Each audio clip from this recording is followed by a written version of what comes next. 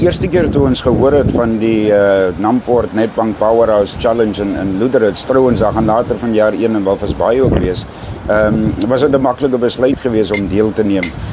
Loederich, weet ons, gaan die brandpunt wees van die Namibiese ekonomie.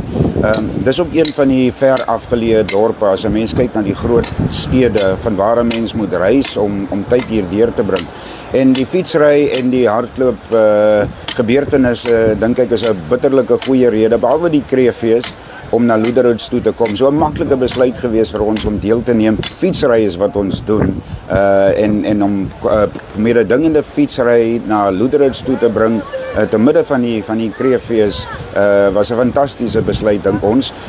Ons kan miskien 'n bietjie betwyfel dat die weergode ons goedgesind was. 'n Bietjie winderig in Loederich. Vir die volgende 2 dae sien ons uit na opwindende fietsry, opwindende resies, en 'n sonderlinge ervaring vir die mense wat gaan deelneem. Wat sal die boodskap aan die deelnemers wees?